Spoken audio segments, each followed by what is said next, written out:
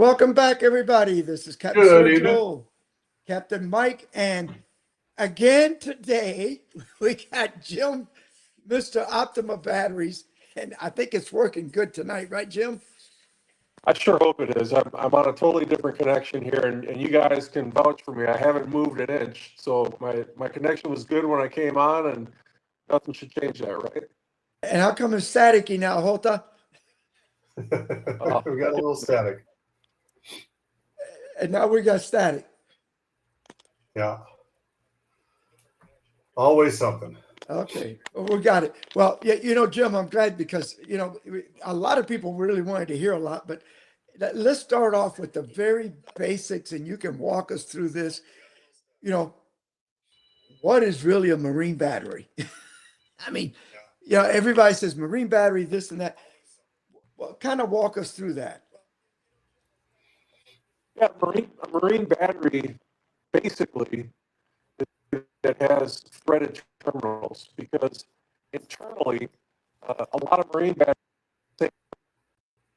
No, No, I think we lost you. you're breaking up really bad. Yeah, again. And you were so good just before. Yeah, we were good before talking. Let me try to join here. I'm gonna hop on my computer and see if that's any different. Yeah, you're breaking up really bad.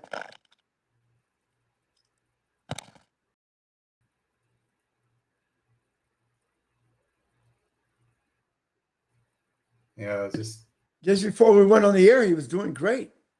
yeah, it just kind of stopped. He may go on his computer there. Yeah. We got Always Donald technical on, stuff. Misty is on, Alejandro's on. Hey, Misty, how are you? I guess Yeah, we're trying to get Jim back here. a lot of people were complaining. We were talking this off the air. That business is down. I mean, but I think everything is down a little bit. Car sales are down, truck sales are down, Yeah. and I know boat sales are down. But Yeah, nobody they can are. tell me different. No, it's you could kind of tell that. It just seems to be a trend happening lately. Just everybody's just kind of holding on to their pocketbook a little bit more, and till this. I mean, the economy isn't bad, but the prices for everything has gone astronomical.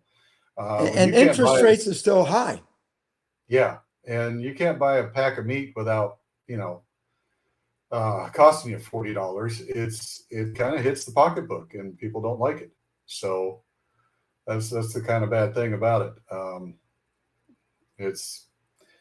It ain't gonna be good. And of course, that's because of the cattle shortage, the drought, and everything else. So they're low on cattle, so the prices are going to go high. But it's going to take, as a guy who used to raise them, it's going to take some years for that to come down unless we import from another country, which then is a little scary there too, because you don't know what you're really going to get.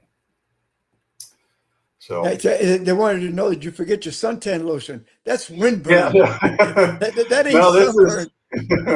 We did today. We got to sun. This is actually from late last week. There's Jim. Okay. I was on some roofs late last week. How's that, Jim? Can we hear you, Jim?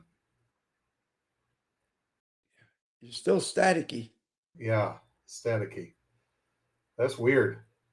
Because just before we were talking, we were having a nice conversation. We could hear you fine. No problem. Something happened. I don't know, bandwidth or what.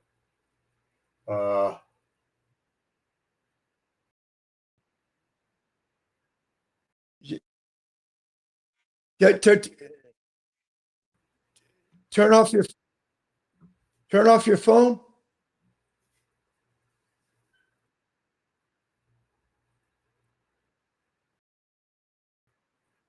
Okay. All right. Thanks, Jim. Okay. So yeah. I mean, around here, I'll tell you what, God, I was out in the yard today, and that wind is blowing. Mm-hmm. I mean, I don't know where you were at up in Crystal River, but down here, it was honking, and it's been honking. It is. It's blowing pretty good. We were out there today and did a report off the boat, and we had to make sure we were inside somewhere to even get any, without the wind overpowering my voice, because it was pretty brutal out there, especially when we had the northeast winds, we had the tides going out. It was okay, but as soon as those tides turned around, it got really, really choppy. I mean, you were coming in, getting wet, getting splashed, quite a bit. So yeah, and unfortunately it's going to be this way probably for the next few days. I know we were talking, you said Monday looks good, but starting Monday, Tuesday, Wednesday, and Thursday looks good next week. I mean, they're talking about 6 to 8 mile an hour winds compared to yeah. 14 to 20 to 25, Well, yeah, because next Wednesday, I've got a pretty good charter out there, and I want to make sure it's a it's week not from Wednesday, right? Huh? A week from Wednesday. A week from Wednesday. The Yeah, because 15th. this Yeah, Wednesday is going to blow. I've got a nice one, and that just because I've been looking at the dates, and I'm going, can we reschedule? Can we push that? Can we push this? And now, yeah, because from what I've seen, looking at Ventusky and everything, it doesn't look like it's going to let up too much. You might have a few hours where it's going to be kind of calm in the mornings or in the evenings, but during the day, it looks like it's just going to keep blowing. If you can get, the only a thing couple that's hours, probably going to stop it is a nice cold front coming through. well, they said there's a little cold front coming in. Yeah, about going to get us in the 60s in the evening, which would be nice. Yeah. All right. Hey, Jim. Jim's going to try it again. Hey, right. Looks There good. Sounds good. Now, don't touch anything, okay? Yeah. I don't know what happened. All right, guys. So here we go. We're gonna start all over again, and this time it's gonna work. Jesus Christ. So Jim, my question to you is: let's start with what distinguishes between a marine battery and a regular car battery, for example. The threaded terminals that you'll find on a typical marine battery are sometimes the only difference. Sometimes the warranty is shorter on a marine battery, not because the battery is any different than an automotive battery, just battery manufacturers know if you have a car battery, you're probably going to use that car on a regular basis and keep the battery maintained, whereas a marine battery might see use a couple times a year, maybe a dozen times a year, and if the battery gets discharged as it sits, it sulfates, and so the warranties tend to be shorter. But internally, a lot of times, marine batteries are no different than their automotive counterparts. Now, some are designed more for deep cycle use, some are dual purpose, and some are strictly starting batteries for marine applications. But it's, on the lead acid side, it's basically, the same thing as you'll see on the automotive side. Because basically, I think, what is it? There's 4 batteries that fall under the marine category: the flooded, the glass mat, or the AGM. You got a deep cycle, and then what's a dual purpose battery? You hear that all the time. Yeah, I don't know if I would. There's certainly some batteries that are deep cycle that are not intended for starting, and I would say a lot of lithium marine batteries fall into that because you can't use them for engine starting. The boards in those things can't handle the surge of power to start an engine. So a dual purpose battery like Optima's Blue Tops, the light gray cases, you can use those to start an engine and you can deep cycle them. Optima makes one battery, the 34M, that has a black case, which is similar to our red top starting batteries on the automotive side.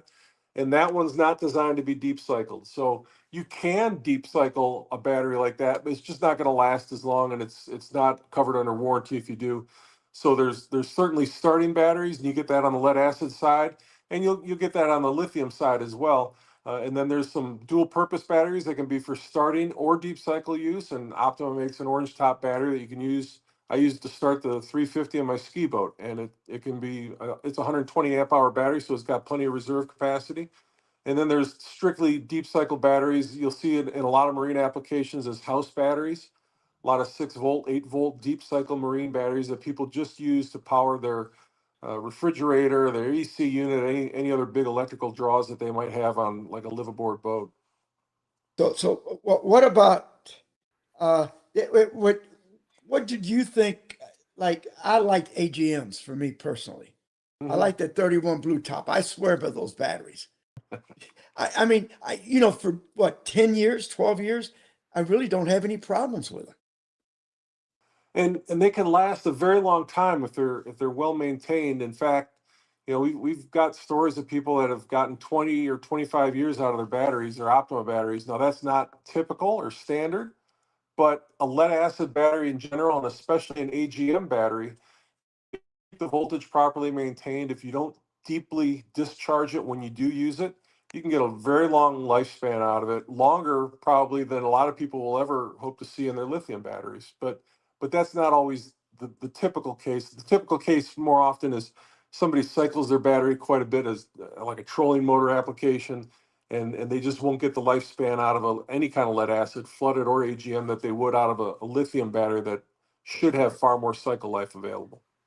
All right, now, and so what, then you got one that they call out there gel battery. Tell me about Yeah. that. So a gel battery, the electrolyte is absorbed in a silica gel. If you take them apart, they look almost identical to an AGM battery. There's chemical differences between the two. In fact, I challenged somebody. I said, the next gel motorcycle battery I see will be the first, and they're like, well, this brand sells gel motorcycle batteries, so I bought one. And I got the owner's manual, and the owner's manual had two sides to it. And you open up one side, and it's an AGM owner's manual, and the other side is a gel owner's manual. So, unless you have it in the lab and the engineers are looking at it, it's not like a gelatinous difference that any layperson could look at it and see it and say, oh, that's a gel battery. But the key difference, though, is gel batteries have very narrow charging parameters. So if you treat a gel battery like a lead acid battery, you may not fully, rather, if you treat a lead acid battery like a gel battery, you may not fully charge it, and you could damage it over time because the gel batteries have a much narrower charging window, and a lot of battery chargers that have settings specifically for gel batteries won't charge them to the extent that they would if they were charging a regular lead acid battery. But you really don't, people confuse gel and AGM all the time. You just don't see gel batteries anywhere outside of standalone power applications very commonly. There's just not a lot of them out there. Well, there was something that you kind of mentioned there that caught my ear when you said that lithium batteries are not really made for cranking up these motors. So I guess, are you saying that it's lithium batteries maybe for trolling motors and stuff like that, but to start your engine, you ought to get a AGM or something like that, or acid battery? Vast majority of lithium batteries on the market right now are not engine starting batteries. They're deep cycle batteries, and they'll tell you that. Read the warranty terms and conditions. And even some of them there's certain engines. I know the Yamahas have issues with some lithium batteries. In our batteries, there was a bulletin that Mercury put out in 2022 or 23. Our lithium starting batteries meet the specifications for Mercury engines. So it's not a big deal in that regard. But other than that, you're not going to see a lot of lithium starting batteries because it's more expensive and it's a little more complicated in terms of the current flow. Because for a trolling motor, you get a lower current drawn out over a period of time. For engine starting, you need that 800 or 1,000 marine cranking amps, and you need it right that second. So that's really the difference. And the boards and the BMS systems get a little more complex when you get into engine starting on the lithium side. Interesting. So you're pretty much on your boat for anything starting, because I know definitely with the Yamaha show, you have got to have the right voltage for that engine, not only to start, but to run consistently. You have to have it exactly specified to that motor, whether it's a 115 or 300. It has to have those certain amps to keep that thing moving. So that's pretty much for those. And there's I don't know if there's a big three, but Yamaha and Mercury are probably certainly the big two. Suzuki might be the third. I don't know. But it's challenging for battery manufacturers to come up with batteries that meet the specifications for every possible scenario. And it's, I don't know if that'll ever change. If ever anything changes, it might be on the manufacturer side where they decide to modify the charging systems. But I can tell you on the automotive side, and I can tell you in the agriculture side, it's getting increasingly difficult for anybody to work on their own vehicles. There's a lot of European vehicles now that require registration with a battery management system, BMWs and Audis and some of these higher end German cars. And it's moving that way in the agricultural industry where guys can't work on their John Deere tractors anymore because they've got to hook up to a computer. And it seems like, again, in an effort to be the most powerful, most fuel efficient engines on the water, marine manufacturers might be headed in that same direction. That's going to be a headache, a big No headache, I doubt. think. No doubt. No question about it. Now, on lithiums, tell me what the good, the bad, and the ugly about lithium batteries, because I've heard all kind of stories. Well, the good of lithium batteries is that they're much lighter than a lead acid battery.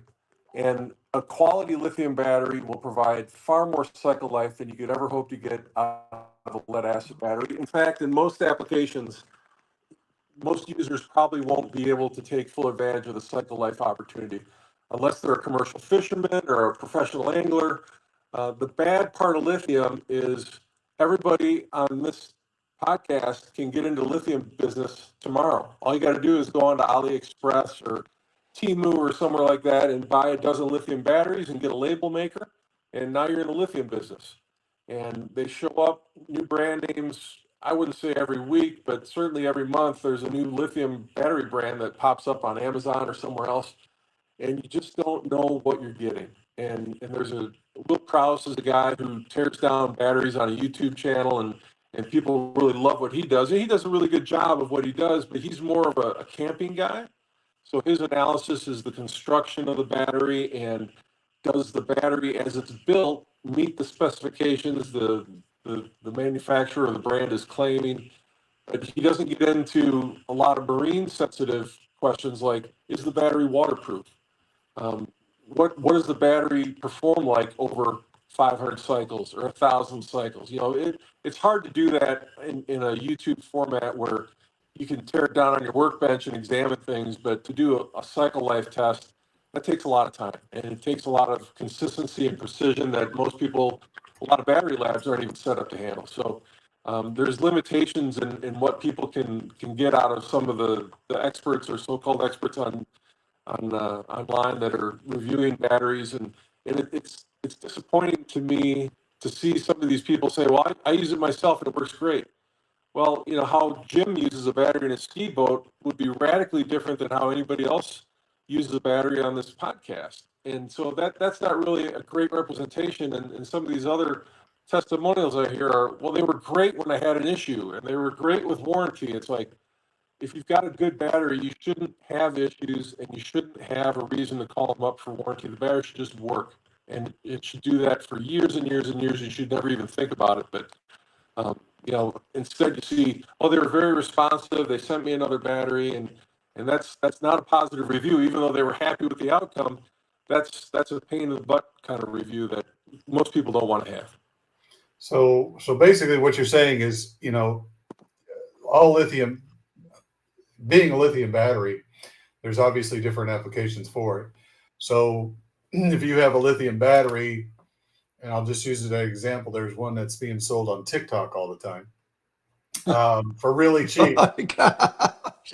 And I mean, they're blowing up like crazy for it. And I'm sure everybody knows what that is, but they're saying this thing lasted me all day and everything else like that. But for the quality, yeah, you're getting a good battery that may last you a little bit while, but you really need to look for a company that's got the quality and the consistency in order for that to work for you for many years to come. And again, does a battery, something like that, work the same as a battery that's designed for the marine industry? And that's, I think, where people are kind of getting, because, everybody grabs a lead battery and we can use it for this or we can use it for that as long as the amps are good. But is it the same, or is there a major difference in different types of lithium batteries? I think there is, and Will Props gets into a little bit on his channel when he shows the cells. Sometimes they maybe use mismatched cells, or they claim they had A cells, and they're really B or C quality cells. And it's, people need to be as savvy as they can when they see these promotions online. somebody says, use this code to get a 10% off. I see the pause button. Did I get paused again? Yeah, you're Yeah, breaking getting up a real little bit. staticky again. Yeah. I don't know what to think about it, man. It's Yeah. got to be. You think it's like your Al Gore doesn't want me to be down here. yeah. It sounds like using your phone. Is that what you're doing? Yeah, I'm using my phone, and I don't understand what the deal is. It should be fine. When you came back, you were on for about 7 or 8 or 10 minutes. You were pretty good. Now you're getting really staticky again. Yeah. Yeah, Everybody at I've your never house had using this Wi-Fi? No. My wife and daughter are at her American Heritage Girls meeting, and my son's not allowed on the internet. He's 8 years old, so it's just me. Oh, wow. So you're there by yourself, huh? Starlink is letting you Yeah. down. I don't know if it's Starlink at this point because the same thing happened last week, and I had really good Wi-Fi over at the American Heritage Girls, and it sounds less staticky now. Is it clearing up a little? No, it's still a little staticky. Yeah, staticky. Yeah. Well, I apologize, guys. If That's there's okay. a way for me to call in on the phone, maybe I could do that. Maybe. Well, you can link it to your phone through your email address on your phone. We got a lot of people You that do should be that. able to, yeah, do the link and then you can call in. Oh, flipped it over. Yeah. Yeah, he went away. You want to do a fishing report? One of the only couple we got. Let's get Let Tony him- Franklin in. Get him back in there. Let's get Tony. Hi, this is Captain Tony Franklin back once again with this week's fishing report.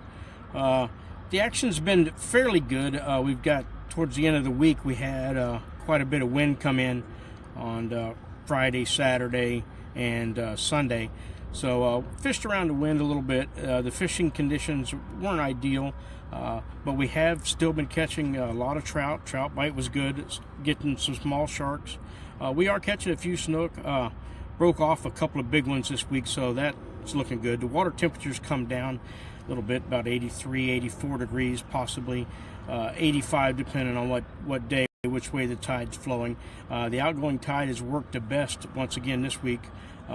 There's been action around Jack Crevalles. There's been mackerel around, but they're not staying around, so they're here one day and gone the next. Like I said, Jack Crevalles been around for action. Been plenty of ladyfish. We are catching some redfish, mostly singles, not really finding them schooled up. They're around the mangroves right up against the mangrove bushes, so they're right up under there. Same thing with the snook on the higher tide. They're pinned under these mangroves, trying to stay away from the dolphins, and dolphins have been causing quite a bit of issue here lately. But the trout bite's great. There's been plenty of action out there, so get out on the water. The weather's getting really nice. Get out on the water, catch some fish, tight lines. I'll see you next week. Thanks, Tony. Sergio left the building. Elvis has left the building. Appreciate it. Yeah, the wind has just been, we just keep talking about it. The wind is just going to be what it is. But the bite has definitely picked up recently. We're trying to get Jim back on. See if we can get him back on there, and we'll answer your question there, Donald. Hey, Serge, we're back. All right. I was getting a drink. Does that include some crown in there too?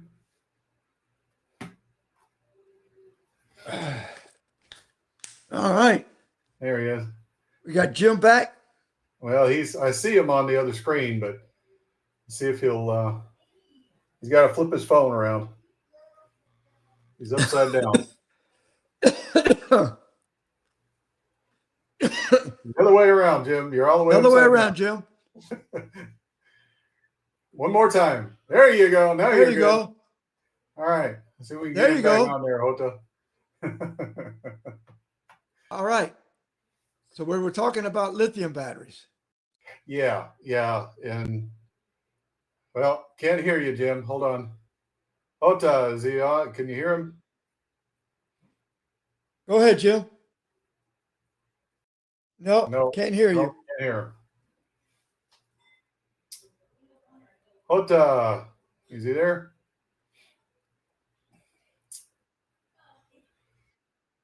Not connected.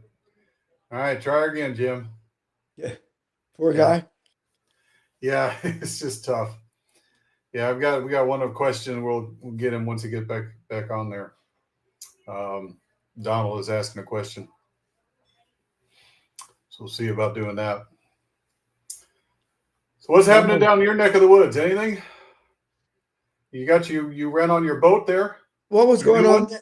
Anything was going on this weekend? No, you with your new boat. Me? No, I didn't go out. I wasn't going to go out in that kind of weather. No, but I thought you drove it at least.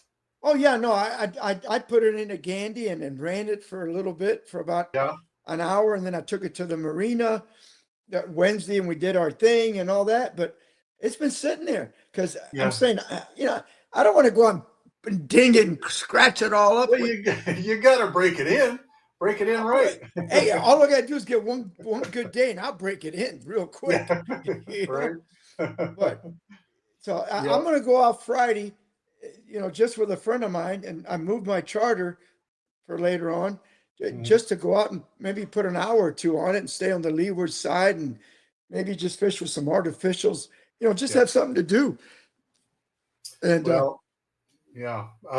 We do have some news up in this area as well. Cedar Key came up with there was a fish kill in Cedar Key oh, is there? last week. Yeah. Uh-oh. But FWC came back, and it was speculation of what it was, obviously. But FWC came back, just low oxygen levels. So no algae bloom or anything else like that. But the oxygen levels just were extremely low. Water is just a little warm. They're not sure exactly what contributed to it.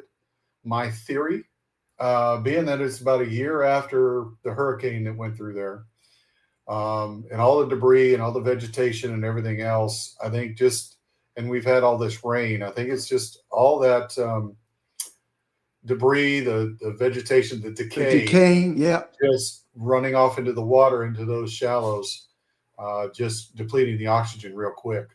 So thankfully it's not a red tide or anything else like that, but it's definitely low oxygen levels. And so far from what I hear, that it's kind of back to normal at this point. So might have been just one of those real flukes. A lot of rain pushed in, just no oxygen, and those fish just got caught. And a lot of fresh water. Probably a lot of fresh water as well. Yeah. I mean, we saw it in Pensacola a few times when we had some major hurricanes come through, months after, back in the backwaters in some of the rivers and stuff, we had fish kills. And it was the decaying debris from vegetation and everything else just gets washed into the river, and the ammonia, everything else just depletes the oxygen real quick, and these fish die almost instantly. So I think that's probably the major contributing factor to it. Well, yeah, because you kind of scared me when you say fish kill, because man, we don't want to hear that. Oh, I know. And we don't get those up here too often because we have so much fresh water coming in through, from Homosassa through Cedar Key, Swanee River. I mean, with Withlacoochee, we've got so much fresh water pushing through that a lot of times we don't get the red algae too much. They'll get it way offshore, but it's usually remnants from whatever happened down south. So that's the only good thing about us. We don't have too many red tides up here, which is kind of nice. Thank God for that. Mm-hmm. Now, Donald says, Donald, as soon as we get Jim back on, we'll figure out about the battery thing. Yeah, lithium ion. What I want to know is, Mike Dawson says he ain't got much going on where he's at, and I haven't heard from Jared Crisp in a while. Last weekend there was a tournament, or is it? This weekend is that the pediatric cancer tournament? This weekend, I think Friday and Saturday. And if the wind is supposed to be like it is, it's going to be a murder because that's a 2-day event. Yeah, it is. But they go out of, I think, Marine Max up there around Maximal Park area. Mm-hmm. So there's a lot of canals and stuff. So most people, they'll just go right into a canal. Right. Yeah. Hang in there all day. Yeah, there was a couple of boats out where we were today, but they were on some of the leeward side of things for a little bit. We fished the windward and leeward, and we were getting waves over the back of the boat. So it's doable, but it's just not very comfortable. And it's not fun as far as I'm concerned. No.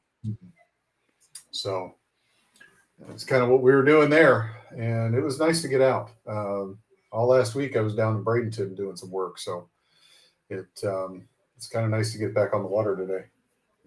And I noticed a lot of ads on Facebook on boats, people selling boats, and but I think some of the boats that I saw for sale, people just got to wake up to the fact this ain't COVID anymore. No, I mean, they're trying to sell a 10-year-old boat for, what they paid for it. Well, you Yeah. get away with that during COVID. yeah, it's well, and it's kind of like the housing market crash. Everybody bought a whole bunch, and now they're ready to get rid of it because they're done doing what they did before. Because life is so back to normal, as you say, and now they've got other things they can do instead of just go out on that boat all the time and keep that payment going. So it gets fluctuated, and it's going to be a buyer's market here soon, hopefully. I think in a lot of areas in Tampa is already a buyer's market because, the days that you used to put your house for sale and that afternoon it was sold. I've been looking at a lot of the stuff from Redfin and all that comes in, and houses have been there 7-8 months on the market, and they're not even getting a hit. No. I've got a house across the street from me that's been on for sale for almost a year now. Wow. So, yeah. Either they're asking too much or, right now it's the financing too. It's so high. It is. I mean, and we talked a little bit about it at the boat show. I mean, they're putting out these loans for so long for people to continue with them. Usually it was like 5 years. Now they can do 10, 15, 20 years. And, that's a long time to pay for one boat. Well, at the price of boats now, you almost got to go 10 to 20 years. Yeah. I mean, let's face it, when you're looking at the average boat, I mean, I'm not talking about a dumpy boat. I mean, just an average decent boat. You're looking at 100,000, 80 to 100,000. And that's, and then from then on, you can go crazy. But still, when you calculate to keep your payments down, and some of these people, they're looking at a $1,200 a month boat payment. Guys, you got to pay your house, your car, your insurance. You better watch out, Yeah, it's expensive. And the other thing, too, that I haven't seen a lot of lately, and I don't know if you guys out there have seen anything, but I don't see a lot of new stuff coming out from the fishing industry side. New products. Have you seen anything like that? I mean, usually this time of the year you start seeing a lot of, because it's when they start showing all their new products are out on the market. I don't see a lot.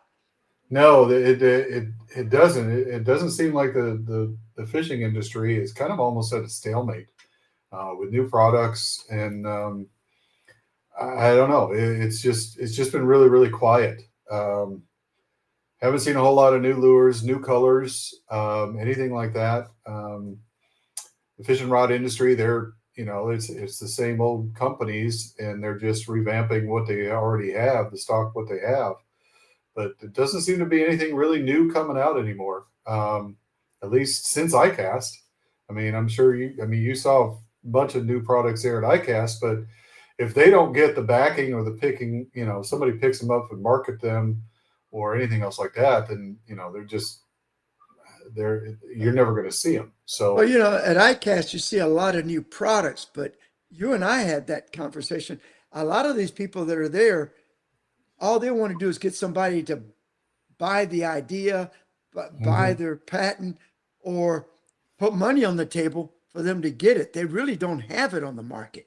They got some prototypes, but they're not on the market. So, you go to ICAST and you say, whoa, I saw this new line of rods. Yeah, but you can't buy them. Right. So somebody's going to have to buy them from the guy and start producing them, or loan the guy some money so he can start doing it. Yeah.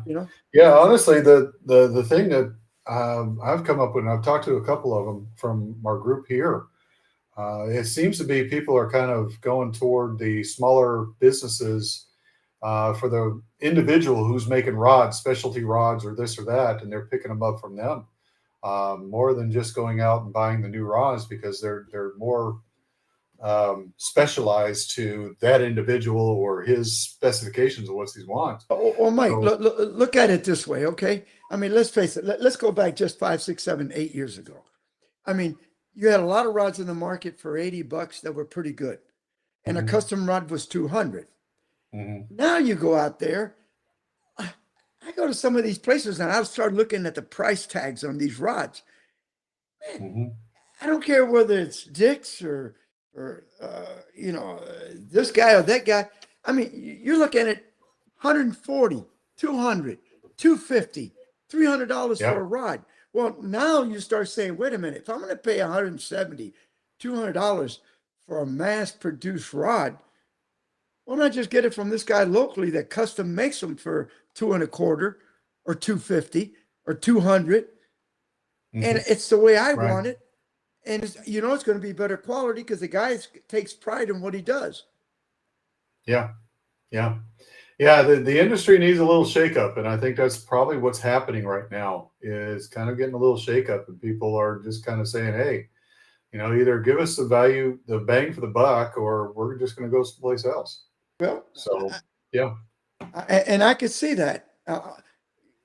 Again, in fact, I noticed something too. Is it Mudhole that sells all the products for rod builders and all that? Mhm. And then they're opening up a store in Orlando. I did see Mhm. that. Yeah.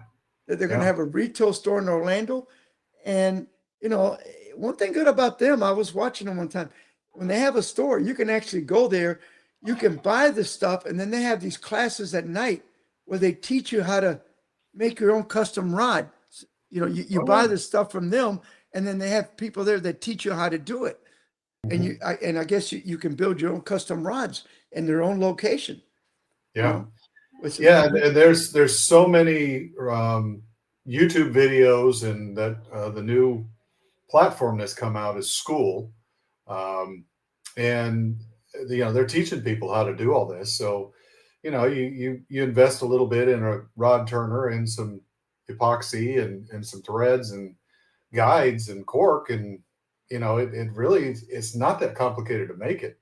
And if you can make your own what you want, then it kind of makes more sense. If you're not spending, $250, $300 per rod, and you can get 2 or 3 rods out of that same price, then why not make it yourself? a lot of people got some extra time in their hands at night. Hey, it's a nice little thing to just sit there in front of the TV if you want. You can sit there with your wife or whatever and Mhm. work on these things. And it's probably in the joy that, hey, I built this rod. It's the way I wanted it. Yeah. But again, these rod manufacturers, everything's just gotten out of hand. They just Mhm. have gone up so much, you know. And I love the ones that say "Made in the USA." They're not made in the USA. They're put together in the USA They're put together in the USA, but everything comes over there from China and from China or all this somewhere stuff. else. Yeah. Yeah. Well, you want to get another fishing report in? Yeah, yeah. Who we want? Hey guys, it's Jim with your Pasco County fishing report. It has definitely been a windy week. It was tough being out there. You just had to do the right things to find safe areas and get up in the mangroves and do the best you can to catch some fish. Bait-wise, bait's good. Bait's still really good. Getting some big pilchards lately. A lot of those tiny pinfish getting caught in the net. But other than that, the bait's been really good. I've seen it all over Green Key, Hudson, right at the areas by Hudson Beach, and the mouth of Cody River. It's been really thick. It's been really good. As far as fishing goes, redfish is still the main bite right now. Cut bait on the ground, tucked up in those mangroves, getting out of that wind. It's been tough to try and set up your boat in certain areas when you're trying to fish on outside areas when that wind's blowing you around. There's been a lot of schools of redfish lately. I saw 2 big schools on Saturday when I was out. They happened to be right around the Anclote area, right at high tide. They were pushed up on the shoreline areas. One group was a really big golden blob of redfish. I'm not sure how many, but I didn't really chase them around because they were out where the wind was, and I wasn't trying to play with the wind. But overall, redfish has just been outstanding. Cut bait's still the key. So if you were able to tuck up in the mangroves, just sit in a couple spots that you know redfish are at, and you'll have great success. Snook was a struggle for me once again this week. I saw a few pods of them in certain areas during tides, but I've only been able to get smaller snook this week. I wasn't able to pull any big ones. So I'm gonna keep researching and looking for them, seeing what kind of pattern they're in, and see what I can do to try and figure them out again. Trout wise, trout's still good. A couple different ways of catching them this week. They've been coming on obviously pilchards, and then also just floating chumming dead bait around when I'm trying to find ladyfish.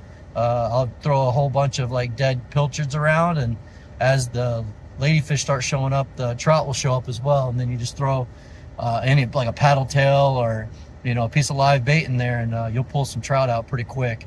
The larger trout I've been catching when I was trying to catch snook, just in those certain areas where the water flows around those potholes and little trough areas. It's been good as far as trout goes.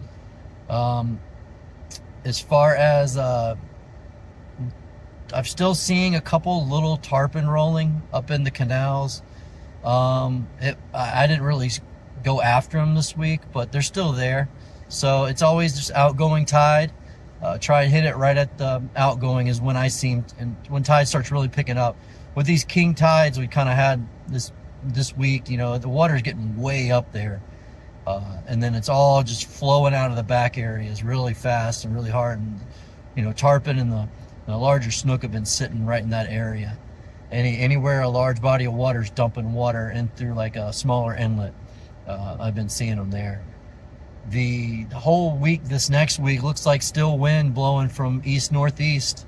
And for our area, it's just tough. It brings the water up by the banks itself, Gulf Harbors, Hudson, all that area. If you can stay close to the banks there, you'll have great success. The bite's really good. It's just dealing with the wind. Trying to catch bait with a cast net when it's blowing wind like that, it gets pretty difficult. So just be safe when you're out there. Try and tuck up in the mangroves. If you can get up in there and find the fish, you'll have great success. Just focus on cut bait. That's going to be your best bet all week.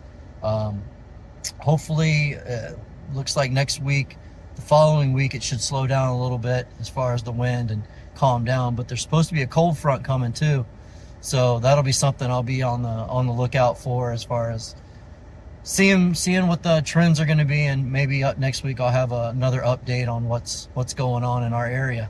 But other than that, I guess I'll just do what I can this week to get you guys another update next week. Talk to you later. All Thanks, right, Jim. thank you, Jim. Yep. So the tarpon, I'll mention that because I didn't mention it in my report, but yeah, the tarpon are starting to show up in some of the places here, starting to get that fall run a little bit. We saw a few blow up in one of the canals earlier today, but they weren't consistent enough for us to really target them. We bought the rods and everything for it, but just really wasn't that consistent. What about Jim kingfish? down there? What about kingfish? I've had a lot of people. Hey, Jim, you're back. There it is. I see him down there. Kingfish, we don't have a whole lot here. You'd have to go pretty far out, and right now it's just not feasible enough to deal with it. But I haven't heard too many reports. Let's see if Jim's voice is good. Yeah. Hey, Jim. Hey, terrific. We lost you. No, hang on, Jim. We heard you say yeah, and then you quit. Yeah. Yeah, No, we can't hear you. no, I can't hear him. We'll get this together one day. Man, we're trying. but Want to throw another report and see if we can get him back on? Yeah, let's get yours in. All right. Hey, Captain Mike Haynes, Fishbones Charters out of Crystal River, Florida. Well, the wind has been a factor this past week, and it probably will for another couple weeks, at least what the forecast says. But we went ahead and braved it, came out today. I needed to get out fishing. I didn't get on the water at all last week, so we come out and we've had a stellar day. We've got inshore slam of snook, redfish, and trout today. Right now, we're kind of tucked up out of the wind right now, back in some sawgrass, catching some decent snook. Basically, we've caught the redfish and the trout on Little John's jigs, a little darker color because of the stained water, as you can see right there. Just pitching them around some of the points and rocks and sawgrass around here has been very productive for us. And it will continue to do that as the fall progresses. Redfish we've caught today were on live bait, either pinfish or even chunk bait.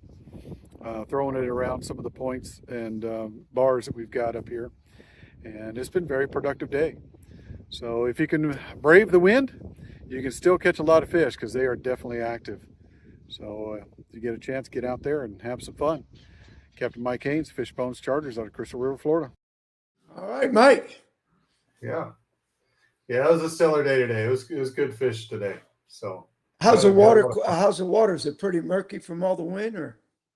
Well, we were fishing north Yankeetown area today, so that water is usually relatively stained all the time, and we wanted to really target doing some artificials today. So usually around here, Crystal River, artificials in the stained water seem to do a little bit better than in the crystal clear water. So we just gave it a shot, and it like I said, we just had a lot of fun with it. Well, that's all you can ask. I mean, I'm hoping, I might even, I was looking at the forecast and it looks like Thursday might be just a little better than Friday. Yeah. So I might just go out Thursday, There you go. just to go out and look Yeah. around and fish for a while All right. and see where I can get into, Yeah. and also is the tides, with the northeast wind, it keeps the water out of the bay. Yeah. So you got to be Yeah. careful where you go to. A lot of the places you can't get into. Yeah. Jim, the snook today, the one we had a few, but the one that was able to keep was just under about 32 and a half, and everything else was about 33 and a quarter, 33 and a half. It was like just aggravating. So Hey, they're smart fish. they are, and we wanted to get to a better spot that we've caught some bigger ones up there near Yankeetown, but that wind and the tide just really didn't turn around fast enough for us to maneuver to get to those places, because Yankeetown's a little scarier than Crystal River, and you've got to have the water to get there. You can't get there otherwise. So we just kind of played around in some other areas and had some fun. But yeah, it's I enjoy that area up there, and I'll probably start fishing a little bit more and more in that area. Yankeetown? Yeah. Yankeetown, Stanahatchee, Mhm. those are places that a lot of people don't go. Correct. And it's not like Tampa Bay and Wheaton Island. Wheaton Island Yeah. like a magnet. yeah, it is. Jesus. Yeah, and that's the thing with here. I mean, down south, I love fishing the mangroves, love fishing those islands, but there are some days there's just so much pressure out there, and unless you can get into the backcountry, which is coming up to my season because it's going to be cooler and I'll be able to get back into the backcountry, but there's going to be a certain time when that backcountry is completely shut off because we don't have any water. It's all negative tides. So, Well, Jim wanted to know what you got that snook on. that was on that Little John. I caught all my snook today on the Little John and the trout on the Little John, just bouncing around some rocks and some bars. What I tend to do, especially with fronts and winds, northeast and everything else like that, I tend to go smaller with my baits. And the smaller the bait seem to be, the better on the bigger fish. It's just one of those things that works for me. So I drop down to a smaller type of bait and I tend to catch bigger fish. And it's just with the fronts in the fall, they start to target these smaller baits. So it worked. And that's all I threw pretty much all day, except for the redfish, where we had some live pins and some chunks that we threw out there too. And we only fished those for a very short time. We just wanted to get that inshore slam, and I wanted to take one home. We just took one home, and we caught a few others. I caught, most of the ones we caught were over slot anyway. So you kind of get tired of that after a little bit, and we just went for something else. We were just exploring, so it was fun. That's all I want to do. I just want to go exploring anyway to see what's going on, because Yeah. not a lot of people have been on the water down here, and No. so I figured, well, get out there. The other day, what was it? Last Friday, I went over to Gandy just to see what was going on, and there was only 3 pickup trucks in the whole parking lot. Mm-hmm. So there was 3 people on the water. Yeah. three Yeah. boats, but that's about it. Yeah. The brave souls that do it. We're crazy enough that we'll just go because we have to, and we really want to go. It's a draw. But I did see one guy that was going out when I was leaving, because I was there with my wife. We just went looking around just to get out of the house. And this guy was in like a little 17-foot boat he was going to launch. And I looked at him and said, man, it's pretty windy out there. He said, oh, no, I'm going to stay in the canal. Yeah. I don't want to be out there in my 25, and this guy's going out in a little 17, real narrow Mhm. little boat with a 50 in the back. Yeah. So some people just have to go, and they just go. I remember as a kid, we had a 10-foot John boat. And we were fishing 20-mile-an-hour winds, 10-foot John boat with a trolling motor. Sometimes you just got to do it. You want to do it, you got to do it, Yeah. What can I tell you? But even now, I haven't heard much about what's going on. I know some of the baits they're catching some bait, but it's not as easy as it was before. And I think a lot of them are having to go to the range markers to get that bait right now. It's kind of pushed offshore a little bit. We see some small shad and small greenbacks and stuff like that around, but I guarantee probably in the next week or two, those white bait's going to be pushed off for a while. Well, So it's going to be please come time out for here. cut bait and shrimp and artificials. Yep, that's it. That's it. Winds were way worse today than yesterday. Well, if it's blowing, we're going. Yeah, that's it. Hey, when you're young, you you do do it for a lot of living. You things just like have that. to do it. But when I was real young, and of course you're working all week, and we wanted to go grouper fishing on the weekend, especially right after Thanksgiving is when we start going out of Hudson.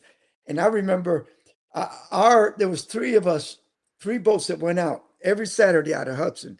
And our philosophy was, if you couldn't open the truck door because of the wind, then it wasn't a good day to go out. Yeah. But if you could push that door open, we Get it tried it. open. And I That's right. remember, I'm going to tell you, there was days out there that you say, why am I out here? On the way home, man, the waves, the pounding that you took. But Well, you're young. I'll say that more often because it's butt cold outside than I will anything else. I hate the cold, and if I got to charter on a cold day, I'm going, why am I doing this? Well, it's just because that's what we do. And Jessica says that's her 18-foot boat with a 50 horse. God bless you, woman. Yeah. Why don't we go ahead and get her report on? I think we're running out of time here soon. Do we have one for her? I didn't see thought so. I think there's one on there. Is it? I don't think so. No, maybe. I'm sorry. I looked for last week. Sorry. Yeah, no, last week. Yeah, she just got home a little while ago. Yeah, that's right. We only Michael didn't go out this week, and some of the other guys didn't go out. Tony, Jim, and me. I guess that was it. Wow. Yeah, you and Jim and Tony. Yeah. Okay. And that's about it. I'm telling you, looking at the boat report. ramp, I could tell there wasn't a lot of people going out. Yeah. So it's a good time to get all your honeydews. And I worked today all day since we're getting into the cold time on Fishing Academy, and it's working. I'm doing the thing about, the basics of keeping shrimp alive and using shrimp for the winter months. Mm-hmm. And, about we take it for granted. We got these big live wells and everything, but honestly, I don't want to put my shrimp in my big live well. I like to carry it in a small container, just keep it there. It's easy to get to. And I do during the winter, I use a lot of shrimp, especially for sheephead and Yeah. mango snapper, some of the rock piles that I go to. Believe me, if you ain't got live shrimp or fresh dead, and there's something too, I think these fish are pretty smart, Mike. I can buy like Gandy Bait and Tackle, I'll buy their fresh dead shrimp. When they're culting them out, if the shrimp are starting to die, they could tell. They just throw them in this bucket, then they put them in a bag and they freeze them and they sell them. Well, I'll buy a couple of those bags. Mhm. Once I get the fish going in the winter with live shrimp, I can switch to that and still catch them. I'm talking about the sheephead, the grunts, the Right. mango snapper, and all that. But you start using the frozen that's been frozen, and Mhm. your bite goes way down. Yeah. It's like something happens in the freezer to that shrimp, you Mhm. know? So Yeah. Yeah, it's come to the time where we're basically going to be using shrimp all the time. As soon as that water temperature starts dropping around here, pinfish kind of fall off and go a little deeper. That's all we're going to be using is shrimp and artificials. So it's usually December, late November, December. Whenever we have a big cold front that comes through, that's when we'll pretty much strictly use shrimp. Now, every once in a while, we'll catch a ladyfish out there, and I will still use that chunk even in the wintertime. But for the most part, we just go to shrimp all winter. well, what I do now is any lady fish or something like that that I catch left over, I'll kind of like chunk it up and vacuum seal it. Hmm. And you can't leave it there for a long time, No. but for about a month, if you vacuum seal it, it'll still be pretty good. And a lot of Mhm. thread fins. If I get some thread fins, I love those Yeah, because if you vacuum seal them, they'll do pretty good. And they'll last a little it's just longer. yeah, and it's just for chum and stuff like that. Mhm. Yeah. And it works. But no, I'll buy 12 to 15 dozen shrimp every day during the winter months. Because unless I'm going for trout and stuff like that, then I'm going to Right. use, and I love to use artificials all winter long. That's my Mhm. favorite. But when you Yeah. got clients on the boat, a lot of them, hey, you give them shrimp. I fish a lot of docks in the winter because Mhm. there's warmer water underneath these docks. And you'd be surprised how many redfish and how many big mango snapper and how many big sheephead I get out of these docks on shrimp. Yeah. So it's easy. You pull up and you start pitching underneath the docks, and man, once in a while they even get a big snook or they get broken off by a big redfish. That kind of makes the people's days. They really enjoy it. Yeah. No, it does. Yeah, Jim, mullet also, and in fact, instead of cast netting for the mullet, we tend to use a snag hook. Just find a school of mullet and snag a couple out, and fresh mullet.